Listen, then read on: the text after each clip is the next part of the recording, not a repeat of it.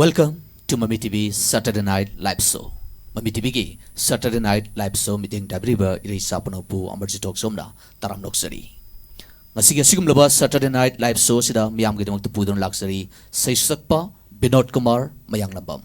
Ojabu aikoi ki studio sida taram loksari. Mayam punang pukrum jari. Oja aikoi ki lisang sina satharak liba Saturday Night Live Show sige ahoba sidi irai pakpu saithaba isayama natragana aikoi takpi tambirakpa oja guru buning singduna makoida saithajaba isai amamamna he hokdopagi chatnabi am leijai oja guru bu saithaba bu orgasu irai pakpu saithaba bu orgasu isai matang hana kudol tambiu tagunjage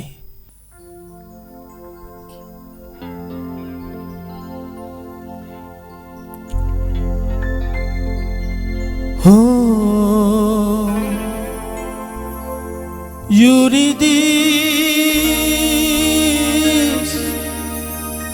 oh Eurydice,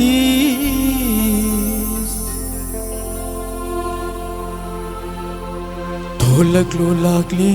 halagle, kungi nokju opiats nangi, kanabu pibai lot pano. Kang nakhamjabi thawaigi tungna pham oh Eurydice uina mangli uina bara ito yenge lagnage lot para anak papau purake Luni kanada nang wanda natana Eurydice, oh Eurydice.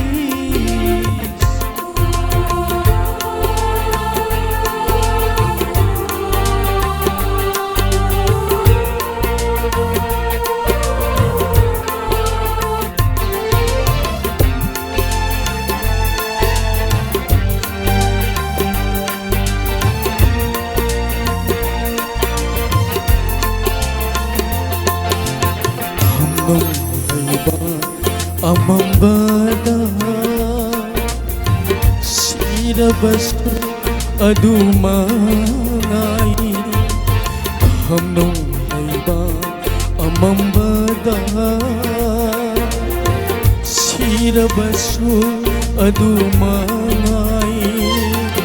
siba sangba aingodadi amatani amata ngali aigi thamoy nungda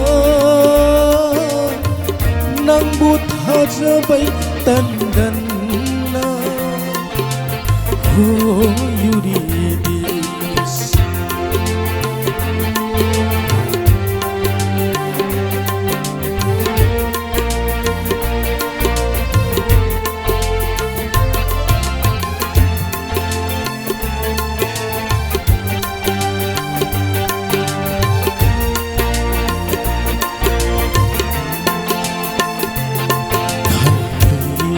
mabu leralani hunggang gita moida lot serami lendara mana lairam dare ninjaba pumba maiku maiku olamle ngamgani Jarude tekhanba kayau namu samuganda yungsa onikle lamsa sing jege yare labuk lamha sakdo magi dama nungjaw pamoy Inaba Hansay Yung daraw na lang pagiyawa buksaning Pumam mamhuri kahibang pan Arim bata tahore Nangan dinatna aigi Ngan hande ay ngonda Numitha tawa kayana Arim batari punsi Nom jabat sin jabat Tawai na tiragli nanga Yuridis Oh Yuridis Tulaglo-lagli halagli Kung ginungjo Ofias nanggi Kanabukibay Lord Bano Kang naghang sabi Haway gitong napam Oh Eurydice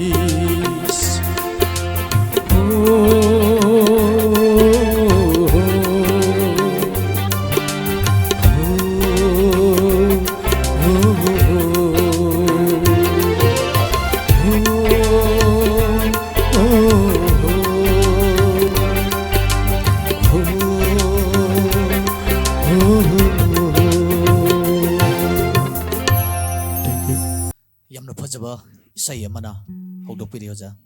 taseng na lamdam sigi miyoi khudingmaki thamoida tattana nindur lehoragadaba layu khraba oja Joy Kumar na isai simak taraga oja gi thamoida soidana apen bu pokpiramgani haina thajaba thamjari oja gi mingdi mayamna thoido hindona khangnarabani adubu apokpi adugo oja gi leifamna kadai dagino amtang phongdopi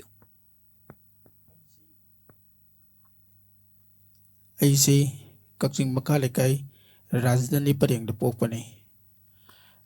Aigi apokpo ipagi mamingna Mayanglambam Ipoton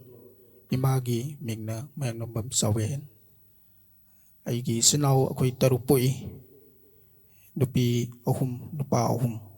Nupi ahanduna Angawbi kawi Ani suba Yaimabi nupi duna Sauba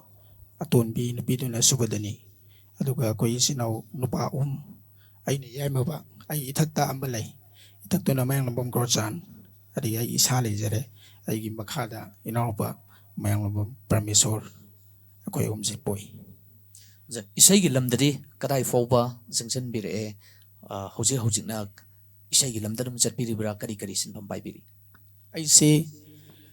IT ga 6 Adwaida Aisi matamduda akoi first year course raina lerame Adagi second year thare Adagi akoi baraksida ingonda nungaitapudagi akoi father legitapudagi aisi chai ama drop tothoe Adugi makhada Aigi oja Saregama-gi bab ingonda pibiba Isema Surojani Adagi akoi Manipur Hindustani College gi Aigi oja Navakumar Sharma Adagi oja Ipucho Adagi oja Tomba Adagi oja Sana Tomba Makoigi makhada isi Bisarat Pongda Tambalusin jare Ikuna sum taja kibda ozagi isai singilakta oja Moirangthem Rasmani gi mayekta miyam gi pukning haina hobo or male oja isai do amtang khudol tambi oja Pani Sakjage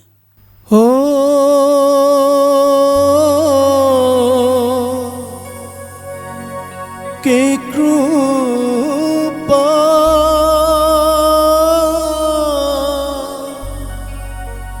Nahati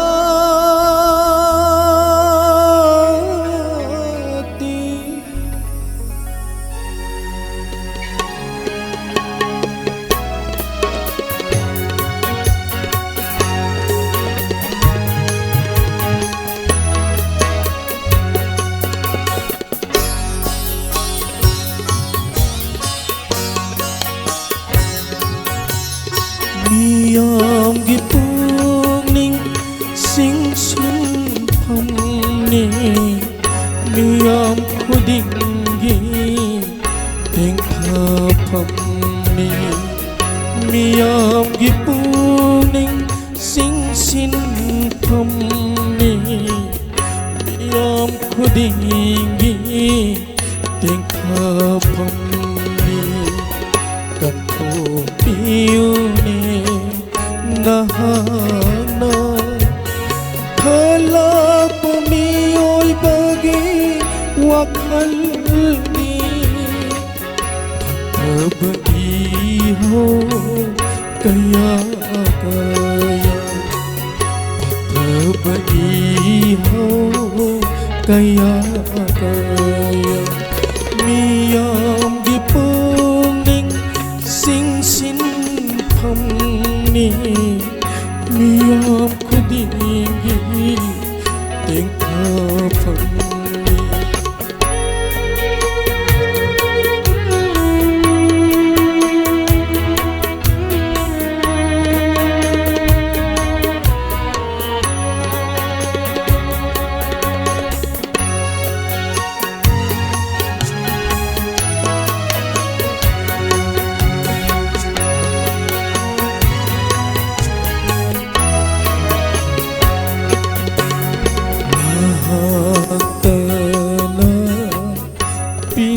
Pinabiyo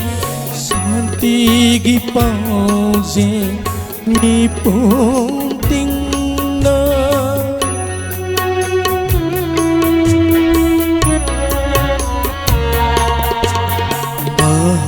mahagana pinabiyo santi pausin ni ponting punsinhan biyo tokai taraba manipulpumba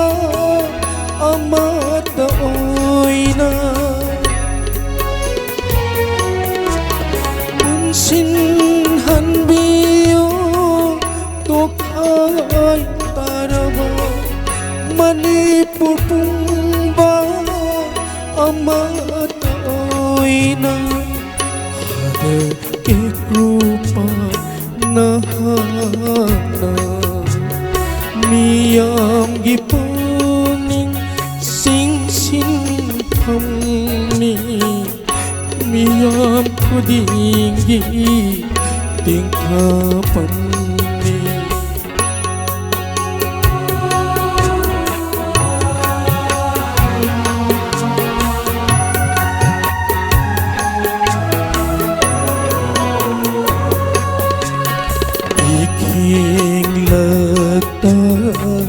tin kabake krupa karigi amu pamluri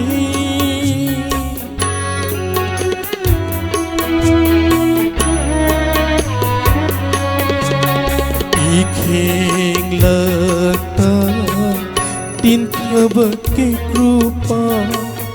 karigi amu pamluri natsa singgi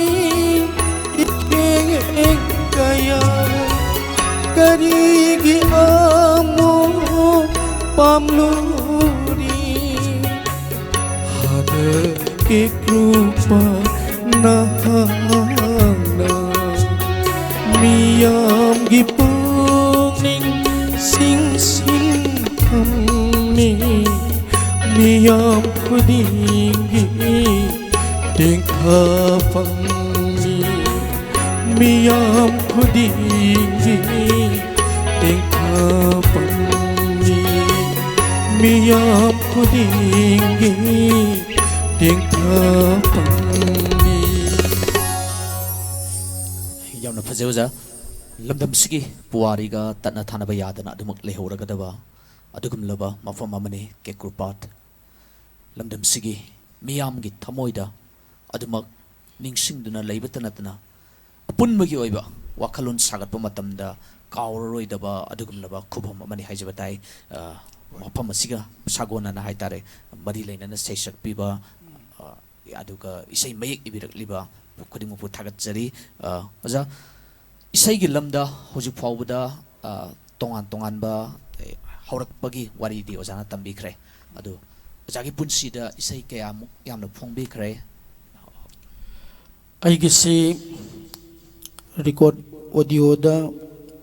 38-39ꯒꯨꯝ ꯁꯨꯈ꯭ꯔꯦ ꯑꯗꯨꯒ picturisation ꯇꯧꯕꯗ ꯏꯁꯩ 13-15 ꯑꯣꯏꯔꯝꯒꯗꯕ ꯃꯥꯜꯂꯦ ꯐꯤल्मꯒꯨꯝꯕꯒꯤꯗꯤ ꯁꯛꯈꯤꯕꯒꯨꯝꯕ ꯐꯤꯂꯝꯒꯤ ꯑꯩ ꯏꯁꯩ ꯑꯩ ꯗꯨꯋꯦꯠꯇ ꯑꯩ ꯏꯁꯩ ꯑꯃꯈꯛ ꯑꯩ ꯁꯛꯆꯈꯤ ꯑꯩ ꯏꯆꯥꯅꯨꯄꯤ ꯄ꯭ꯔꯤꯌꯥꯒ ꯁꯛꯃꯤꯟꯅꯕ ꯏꯁꯩꯅꯤ ꯑꯃꯈꯛ ꯁꯛꯈ꯭ꯔꯦ ꯇꯁꯦꯡꯅ ꯍꯥꯏꯔꯒꯗꯤ ꯑꯣꯖꯥ ꯊꯧꯔꯝ ꯈꯨꯗꯤꯡꯃꯛꯇ ꯇꯣꯉꯥꯟ ꯇꯣꯉꯥꯟꯕ ꯊꯧꯔꯝꯗꯨꯒꯤ ꯃꯍꯥꯎ ꯇꯣꯉꯥꯟ ꯇꯣꯉꯥꯟꯅ ꯍꯥꯏꯗꯤ ꯑꯣꯗꯤꯌꯦꯟꯁꯁꯤꯡꯅ ꯇꯪꯅꯕꯅꯤ ꯑꯩꯈꯣꯏꯒꯤ ꯏꯁꯩꯒꯤ ꯑꯣꯏꯅ ꯇꯧꯔꯤꯕ ꯊꯧꯔꯝ ꯑꯁꯤꯗꯗꯤ ꯑꯌꯥꯝꯕ ꯑꯣꯗꯤꯌꯦꯟꯁꯁꯤꯡꯅ ꯏꯁꯩꯗ ꯍꯦꯟꯅ ꯇꯥꯅꯤꯡꯕꯒꯨꯝꯅ ꯏꯁꯩ ꯈꯔ ꯌꯥꯝ ꯁꯛꯄꯤꯔꯝꯃꯒꯗꯤ ꯅꯨꯡꯉꯥꯏꯅꯤꯒꯥꯁꯦ ꯍꯦꯛ ꯍꯦꯛ ꯍꯥꯏꯅꯕ ꯑꯃ ꯑꯩꯈꯣꯏꯅ ꯁꯨꯝ ꯇꯥꯖꯕ ꯑꯩꯈꯣꯏꯗꯒ ꯄꯤꯖꯔꯛꯄ ꯀꯃꯦꯟꯁꯤꯡꯗ ꯍꯥꯏꯇꯥꯔꯦ ꯏꯁꯩꯗꯣ ꯑꯁ ꯄꯦꯜꯍꯧꯗꯦ ꯈꯔ ꯌꯥꯝ ꯁꯛꯄꯤꯔꯝꯃꯒꯗꯤ ꯈꯔ ꯌꯥꯝ ꯁꯛꯍꯟꯕꯤꯔꯝꯃꯒꯗꯤ ꯀꯥꯏꯅ ꯍꯦꯛ ꯐꯣꯡꯗꯣꯛꯄꯤꯔꯛꯄ ꯌꯥꯎꯋꯦ ꯑꯣꯖꯥ ꯑꯣꯖꯥꯅ ꯁꯛꯈꯤꯕ ꯔꯦꯀꯣꯔꯗ ꯇꯧꯈ꯭ꯔꯕ ꯐꯣꯡꯈ꯭ꯔꯕ ꯏꯁꯩꯁꯤꯡꯒꯤ ꯂꯛꯇꯒꯤ ꯍꯥꯏꯇꯥꯔꯦ ꯈ꯭ꯋꯥꯏꯗꯒꯤ ꯐꯖꯩ ꯈꯟꯕ ꯏꯁꯩ ꯑꯃꯇꯪꯒ ꯈꯨꯗꯣꯜ ꯇꯝꯕꯤꯌꯨ ꯑꯣꯖꯥ ꯊꯧꯒꯟꯖꯒꯦ ꯑꯍꯨꯝꯁꯨꯕ ꯏꯁꯩ ꯑꯁꯤ ꯑꯩꯅ ꯁ꯭ꯇꯦꯖꯗ ꯌꯥꯝ ꯇꯣꯏꯅ ꯁꯛꯈꯤꯕ ꯅꯍꯥꯁꯤꯡꯅ ꯌꯥꯝꯅ ꯄꯥꯝꯅꯈꯤꯕ ꯏꯁꯩꯅꯤ ꯊꯧꯒꯟꯖꯒꯦ ꯏꯁꯩ ꯑꯁꯤ ꯃꯌꯦꯛ ꯃꯣꯏꯔꯥꯡꯊꯦꯝ ꯁꯅꯥꯇꯣꯝꯕ ꯏꯁꯩ ꯑꯁꯤꯒꯤ ꯀꯝꯄꯣꯖꯅ ꯑꯩꯒꯤ ꯃꯅꯤꯡꯗ ꯐꯝꯕꯤꯔꯤꯕ ꯑꯩꯒꯤ ꯏꯇꯥꯎ ꯁꯝꯕꯣ ꯄ꯭ꯔꯇꯥꯞ ꯃꯈꯣꯏꯒꯤ ꯃ꯭ꯌꯨꯖꯤꯛ ꯀꯝꯄꯣꯖꯇ ꯅꯝꯈꯤꯕ ꯏꯁꯩꯅꯤ ꯇꯥꯕꯤꯁꯤ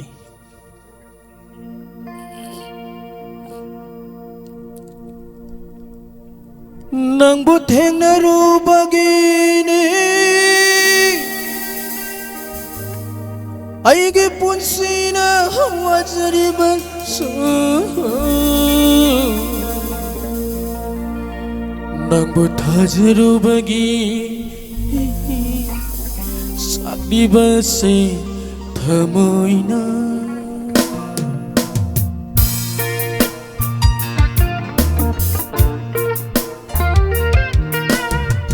ꯅꯪꯕꯨ ꯅꯨꯡꯁꯤꯔꯨꯕꯒꯤꯅꯤ ꯍꯧꯖꯤꯛ ꯑꯩꯅ ꯉꯥꯎꯔꯤꯕ ꯅꯪꯕꯨ ꯊꯦꯡꯅꯔꯨꯕꯒꯤꯅꯤ ꯑꯩꯒꯤ ꯄꯨꯟꯁꯤꯅ ꯋꯥꯖꯔꯤꯕꯁꯨ ꯅꯪꯕꯨ ꯊꯥꯖꯔꯨꯕꯒꯤꯅꯤ ꯁꯥꯛꯂꯤꯕꯁꯦ ꯊꯃꯣꯏꯅ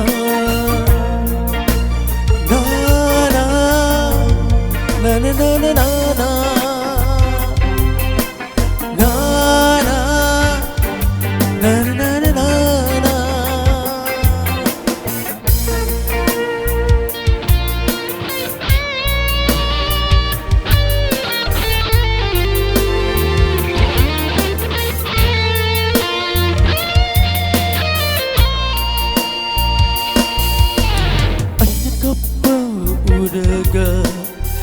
ꯑꯩꯅ ꯋꯥꯕ ꯎꯔꯒ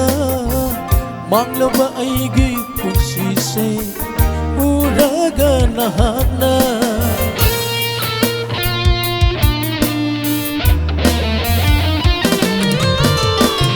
ꯑꯩꯅ ꯀꯞꯄ ꯎꯔꯒ ꯑꯩꯅ ꯋꯥꯕ ꯎꯔꯒ ꯃꯥꯡꯂꯕ ꯑꯩꯒꯤ ꯄꯨꯟꯁꯤꯁꯦ ꯎꯔꯒ ꯅꯍꯥꯛꯅ ꯅꯣꯛꯂꯤꯕ ꯅꯨꯄꯤꯅ ꯅꯨꯡꯉꯥꯏꯔꯤꯕ꯭ꯔꯥ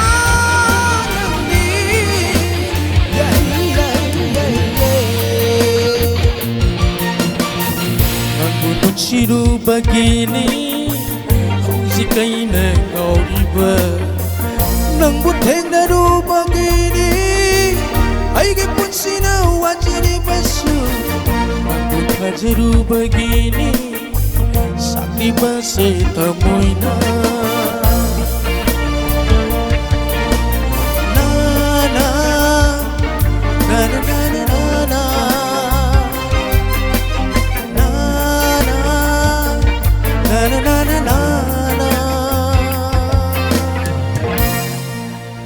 Thank you.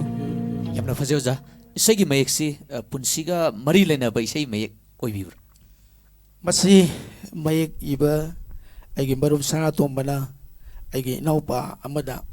ꯃꯥꯅ ꯃꯌꯦꯛꯁꯤ ꯄꯤꯔꯒ ꯃ꯭ꯌꯨꯖꯤꯛ ꯀꯝꯄꯣꯖ ꯁꯨꯔ ꯄꯥꯜꯂꯛꯄꯅꯦ ꯑꯗꯨꯒ ꯑꯩꯅ ꯃꯥꯁꯤ ꯂꯩꯈꯤꯗ꯭ꯔ ꯃꯇꯨꯡꯗ ꯑꯩꯅ ꯑꯃꯨꯛ ꯁꯛꯎꯕ ꯑꯣꯖꯥꯅ ꯁꯨꯝ ꯏꯁꯩ ꯁꯛꯂꯛꯄ ꯃꯇꯝꯗ ꯀꯥꯏꯅꯕꯒꯤ ꯏꯁꯩ ꯑꯗꯨꯒ ꯊꯨꯡꯅꯕꯒꯤ ꯏꯁꯩ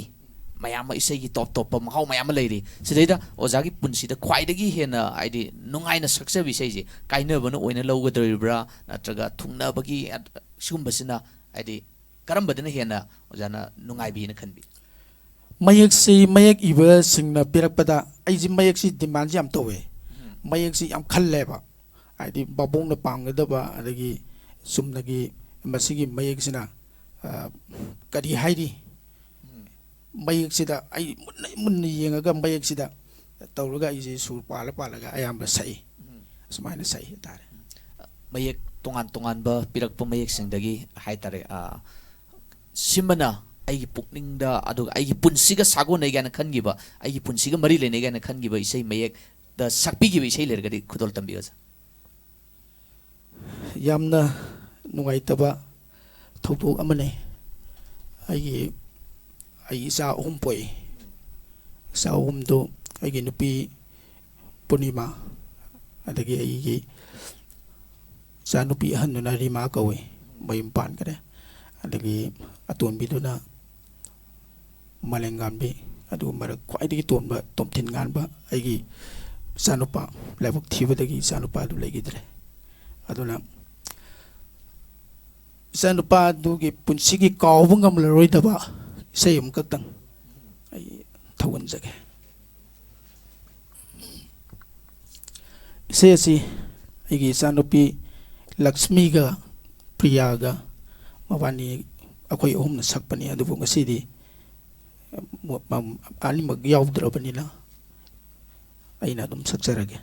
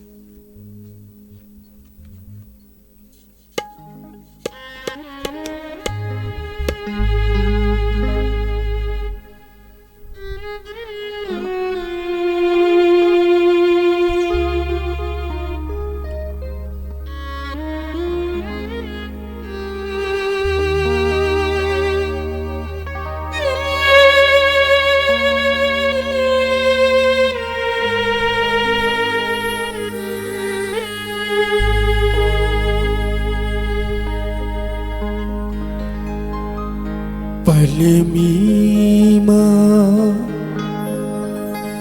Panto nungsiba Natsabukari Oirasigi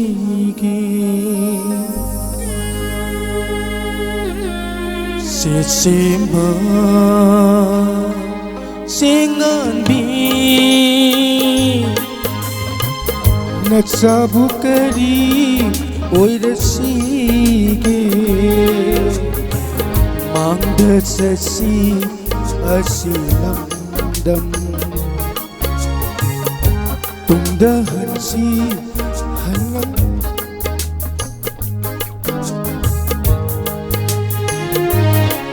Palim ima nasadi Kari oirasigi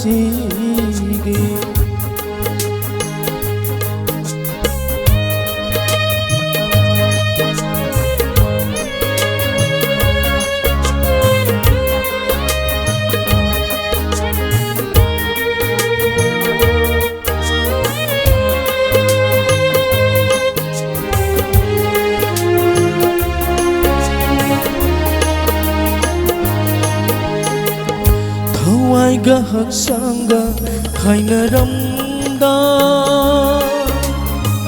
Thamoy songna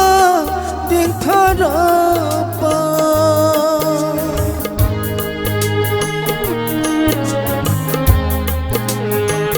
Thawai gahak sangga khainaramda Thamoy songna tengtharapa Punsigi gisingse loingadaba wali aigi hawa kanbiyoba paleng giseba matulong drine pantugitan palem ima nasadi kari oira sige karamba bidigi nungdam kona ima itsa kainoktam lamban karamba bidigi nungdam kona ima itsa kainoktam lamban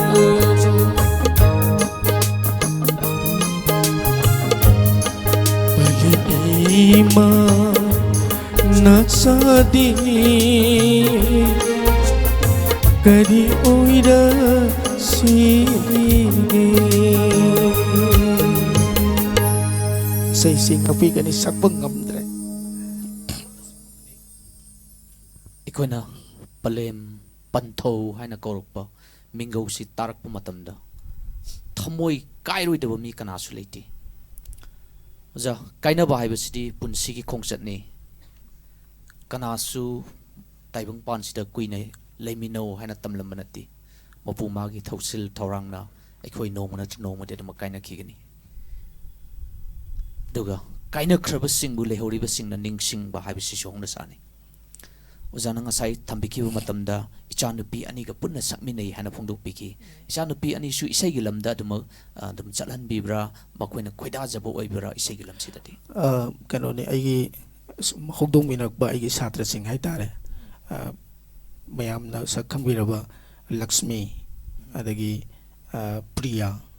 ꯃꯈꯣꯏ ꯑꯅꯤꯅ ꯃꯇꯦꯡ ꯄꯥꯡꯉ ꯁꯛꯄꯅꯦ ꯏꯁꯩ ꯑꯁꯤ ꯑꯃꯅ ꯃꯃꯥ ꯁꯥꯕ ꯑꯗꯩ ꯑꯃꯅ ꯃꯆꯦ ꯁꯥꯕ ꯏꯁꯩꯁꯤꯒꯤ ꯃꯌꯦꯛꯇꯤ ꯑꯣꯖꯥ ꯀꯅꯥꯅ ꯏꯕꯤꯔꯛꯄ ꯑꯣꯏꯕꯤꯒꯗ꯭ꯔꯅꯣ ꯏꯆꯥꯗꯨ ꯍꯦꯛ ꯂꯩꯈꯤꯗꯕ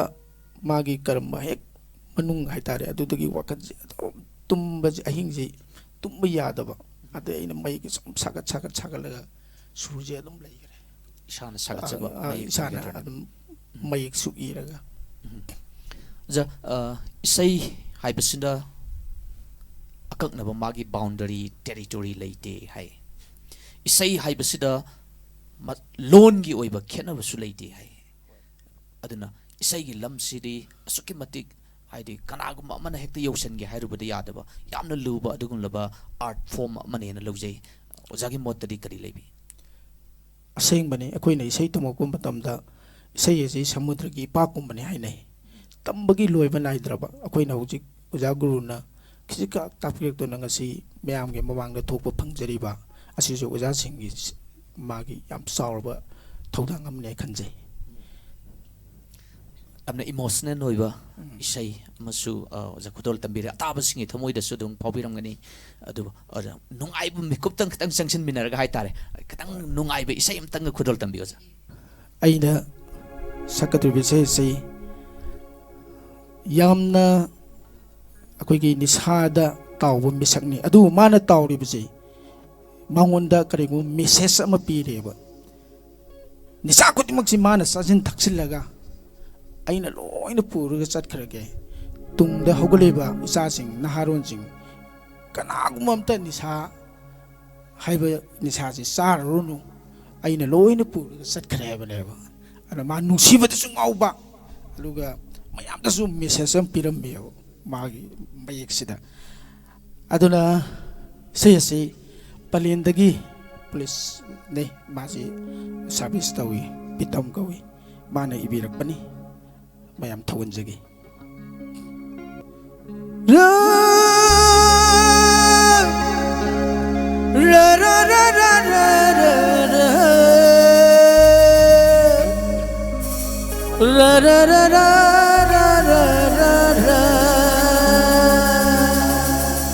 One, two, three, go!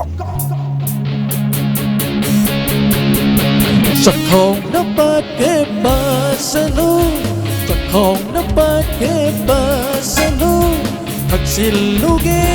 hitakudi Daling nangi kemagda Pagsiluge kalay budi Takong na pagkeba sanu Pagsiluge hitakudi Daling nangi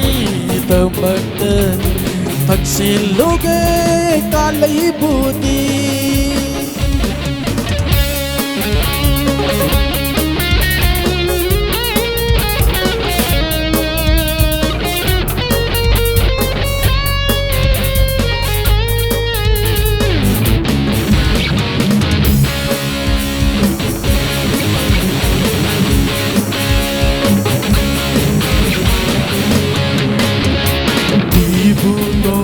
Satuna Samin gitsak thong put sindog luge Asam gitsak ganda satuna Samu gitsak thong put sindog luge Nung sibi nang nainag Hindi na lay ni Hayraba Gitsak ka ay dun sabi dunu Nakoy giutsil ay nasinduna Nakoy giutsil ay nasinduna Taksilagan, saksilagan, kapsilagan, siksilagan Puto na sa drage Takong na pagkepan sanu Taksiluge hitakudi Daling nanggi temagda Taksiluge hitakudi Pagsiluge kalay budi Pagsiluge hitak budi Taga mayek sidi yamna fajaja adubu isai haibasina haitare isaigi magi mayek singsigi wahan thoksi lana sakhragadi horikliba naha mayam lana pugibasu yai karigino haija matamda isai sina aidi ꯑꯩꯈꯣꯏꯅ ꯁꯨꯝ ꯍꯤꯁꯇ꯭ꯔꯤꯗ ꯏꯇꯤꯍꯥꯁꯇ ꯁꯨꯝ ꯅꯩꯅꯔꯛꯄ ꯃꯇꯝꯗ ꯌꯨꯔꯣꯞ ꯂꯣꯝꯒꯤ ꯃꯐꯝ ꯀꯌꯥ ꯑꯃꯗ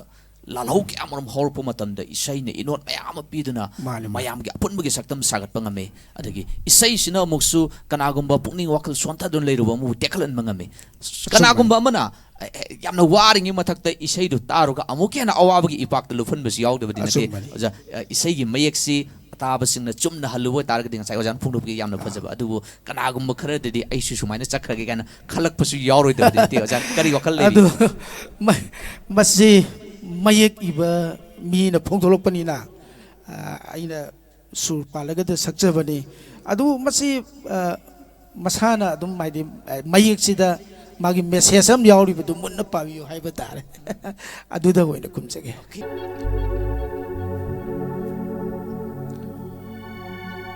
Megi oi krabi nahakpo karigi nungsi libaina kaina re khangna khangna Megi oi krabi nahakpo karigi nungsi baina kaina re khangna khangna karigi kau ngam riba thamoina karigi kau ngam riba thamoina yumna sage hokbi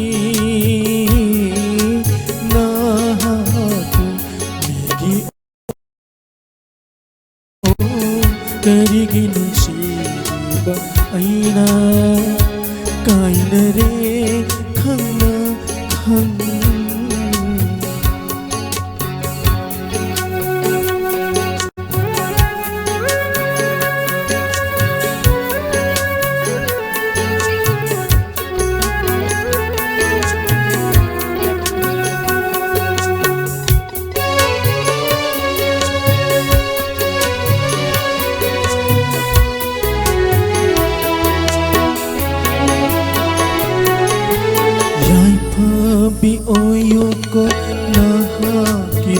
punsi kainakrabasa nang aidi